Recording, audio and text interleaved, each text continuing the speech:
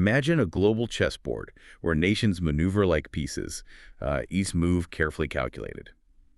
Today, we're diving into a pretty high-stakes drama playing out right now. It involves the United States, India, and Russia. And at the heart of it all is this really powerful accusation that India, a key U.S. partner, is actually helping fund a distant conflict through its oil deals. It's a fascinating, really complex geopolitical puzzle we've been looking into. We're going to unpack the controversy around India getting these deep discounts on Russian crude oil, how it's then refined, and maybe most critically, how it's then sold worldwide. Peter Navarro, the former Trump administration trade advisor, he certainly didn't mince words. He called India a laundromat for Moscow. Yeah, laundromat. That's a term that immediately grabs your attention, doesn't it?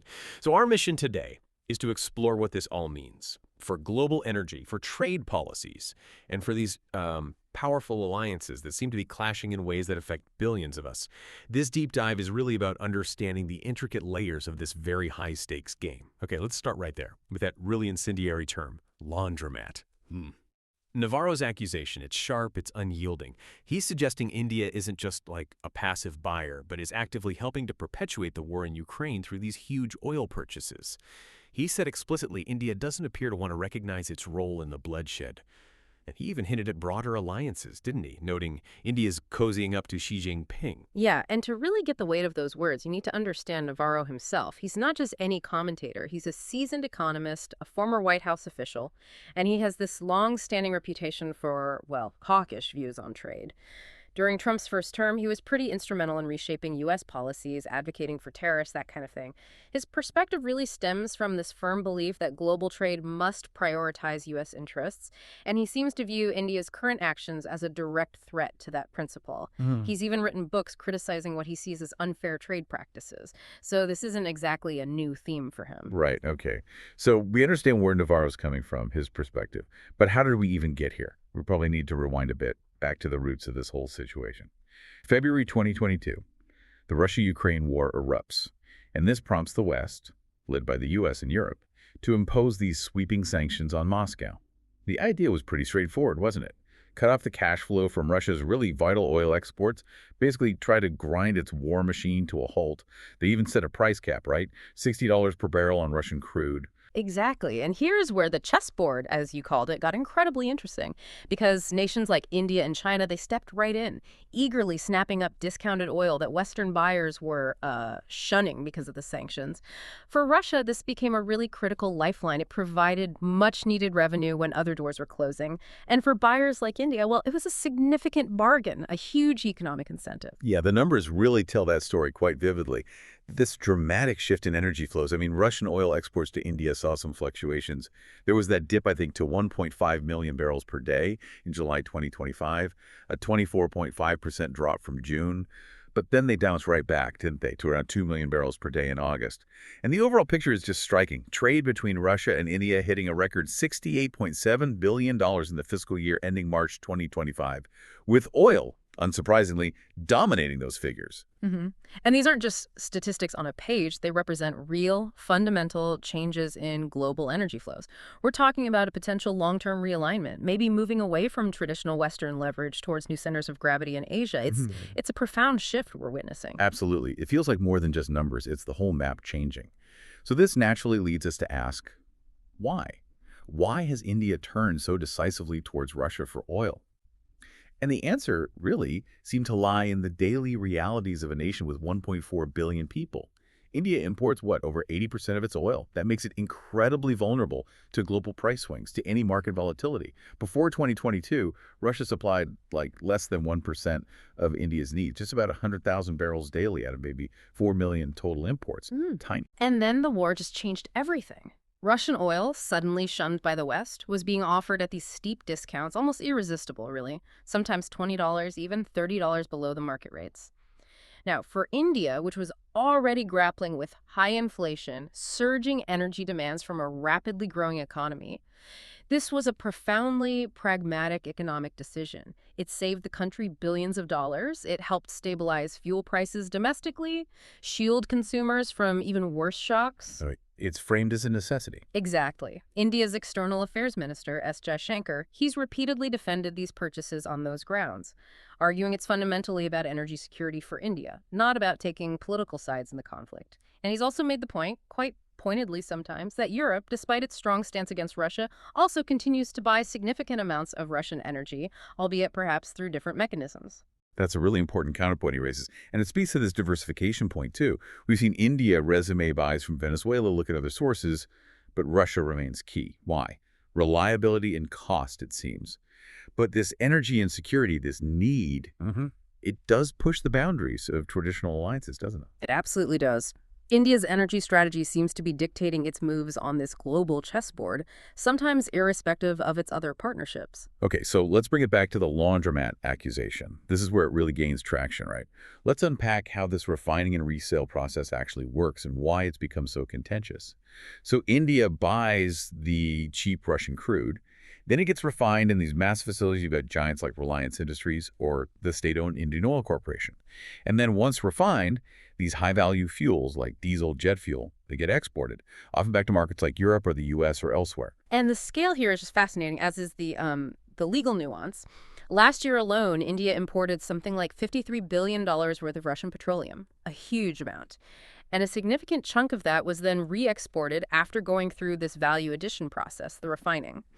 Now, the argument from critics like Navarro is that this whole process effectively gives Moscow the hard currency, the dollars, the euros it needs to buy weapons and sustain its war effort. So India becomes a sort of middleman. Effectively, yeah. Yeah. A global clearinghouse, in a way, converting this embargoed crude into highly sought-after, high-value exports. And this ensures Moscow gets the dollars it requires. But crucially, it exploits a loophole, or maybe a gray area, in the current sanctions. Once crude oil is substantially transformed, like through refining in India, the resulting refined products are generally considered to originate from India, not from Russia. That legal distinction makes it really hard to impose secondary sanctions on those refined fuel exports. India seems to be navigating the space pretty effectively. It's like that analogy. Buying cheap, controversial fabric from a sanctioned place, tailoring it into designer clothes and selling them globally at a big markup, it's definitely profitable. But it absolutely raises significant ethical questions about where the raw material really came from and what that enables. So critics say it undermines the sanctions, the spirit of them at least, while defenders argue, well, the refined products aren't directly sanctioned, and maybe this trade even helps prevent worse global inflation by keeping energy supplies flowing. That's the debate in a nutshell. Does it prop up Russia, or does it stabilize global markets? Or maybe both. Given all that, it's maybe not surprising that the U.S. response, or at least Navarro's proposed response, was decisive. Tariffs, August 6, 2025, we saw that executive order signed, an additional 25% tariff on Indian goods effective August 27th. And that stacks right on top of an existing 25% tariff, right? Bringing the total to a hefty 50% on a lot of Indian items. Navarro famously dubbed them the Maharaja tariffs. Yes, the Maharaja tariffs. His rationale is really rooted in this idea of trade imbalance. He points out India's average tariffs are around 18%, significantly higher than the U.S.'s, which are about 3%. Plus, the U.S. runs this big trade deficit with India, over $30 billion a year. So, Navarro's core claim is that India is using profits from sales to the U.S. to then go and buy Russian oil, creating what he calls a vicious cycle, American money indirectly funding Russian arms, which then leads to more U.S. aid needed for Ukraine. He summed it all up pretty bluntly. Insane. Wow, insane. That's strong language. It is. And it raises the question, are tariffs like this actually the most effective tool? Or could they backfire? Could they push India towards other partners, maybe strengthen blocks the U.S. wants to counter? That's a huge risk, isn't it? These tariffs aren't trivial. They're designed to hit hard. They affect a whole range of goods, textiles, pharmaceuticals, you name it, potentially disrupting, $200 billion in bilateral trade, risking a lot of jobs on both sides. And history does show tariffs can be a double-edged sword. They can backfire. You mentioned the 2018 steel duties. They raised U.S. prices, didn't really revive the industries fully. It's complicated. So these Maharaja tariffs signal a clear escalation, a definite hardline stance from at least one part of the U.S. policy discussion. But interestingly, within Washington itself, there's another significant voice urging a very different approach, right? Warning about the risks here. Exactly. Not everyone in the Republican camp, for instance, agrees with Navarro's confrontational stance. Nikki Haley, the former U.S. ambassador to the UN, she's always been a vocal advocate for strong U.S.-India ties. And on August 21st, 2025, she delivered this pretty stark warning. She called alienating India a strategic disaster in the making, a completely different take.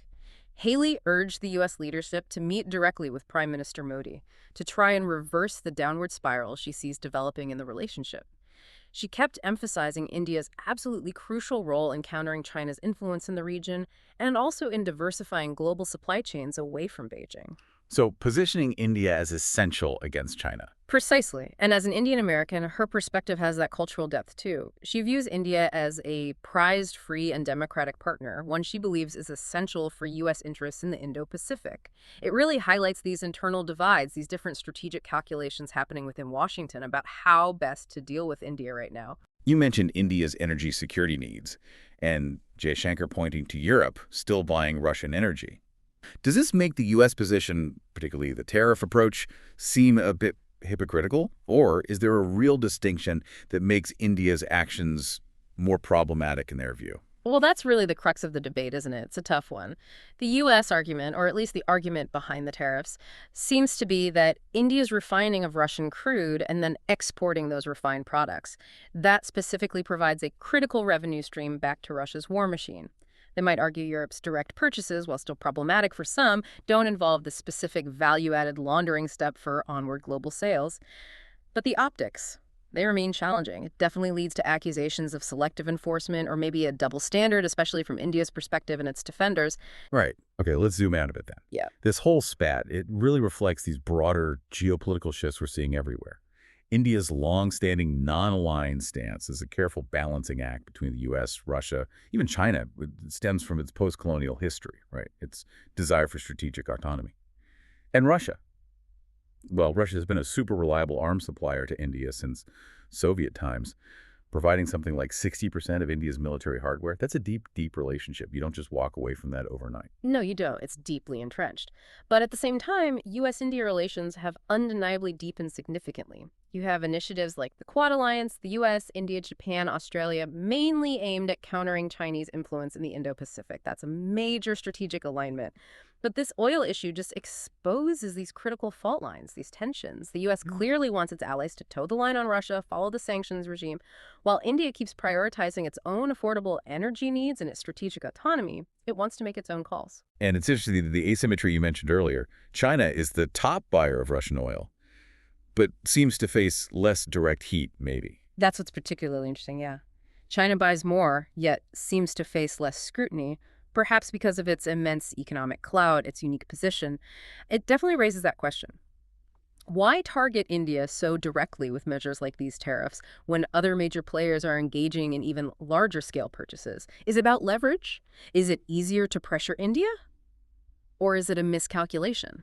Yeah, and it's not like this is totally new territory either. We saw similar dynamics during the Cold War, didn't we? The U.S. pressuring non-aligned nations.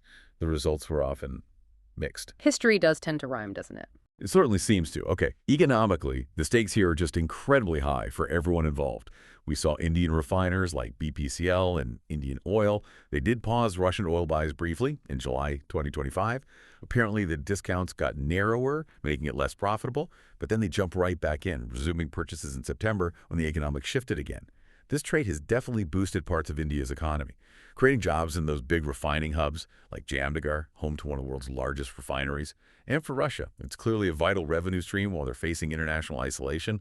Fossil fuels worth, what, $3.5 billion went to India in just July 2025 alone? That's huge. It's massive. But on the other side of the ledger, these U.S. tariffs could seriously hike costs for American importers. That could mean higher prices for U.S. consumers, who are already dealing with post-pandemic recovery issues, inflation, all that. Analysts are predicting a tangible hit to India's GDP growth if these tariffs escalate further, maybe 1–2%. That's significant. But despite these threats, despite the potential economic pain, India seems to remain quite defiant, actively vowing to deepen ties with Russia. It really underscores their commitment to energy security and strategic autonomy. They seem to be choosing their economic path, even under pressure.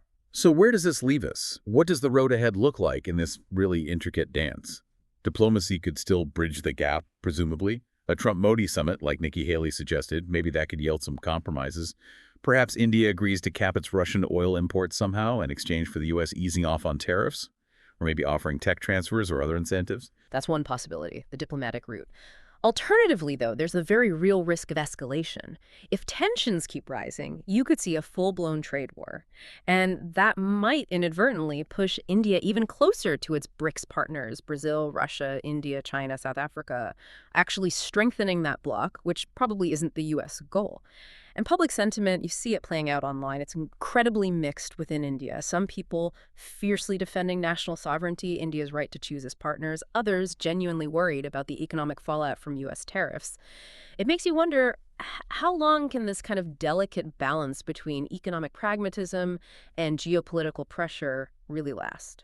What an incredibly intricate web we've tried to untangle today. From the bustling ports of India refining that oil, all the way to the halls of power in Washington debating tariffs and strategy. Our exploration really shows how energy needs, national interests, global alliances, they're constantly in flux, constantly reshaping our world. And Navarro's quip that the road to peace runs through New Delhi, it certainly makes you think, doesn't it? It does, but as we've kind of explored throughout this, peace usually requires mutual understanding, right? Not just ultimatums or economic pressure. It leaves us with a really important question, I think, for all of us watching these events unfold. How do nations actually balance their immediate, often pressing economic necessities and their desire for long-term strategic autonomy with the incredibly complex demands of a global community that's navigating conflict and these constantly shifting power dynamics? It's maybe the fundamental challenge of our time. Yeah. In this global oil chess game, every player wants to secure their own advantage, maybe even checkmate. But maybe the true winners are often the ones who find a way to collaborate, even amidst competition. As these tensions continue to simmer, the world is definitely watching. Will dialogue eventually prevail? Will it lead to some kind of strategic collaboration? Or will tariffs really tip the board over, reshaping not just economies, but the entire future of alliances in our increasingly multipolar world? It's a huge question, and one that's undoubtedly going to continue shaping global affairs for years to come.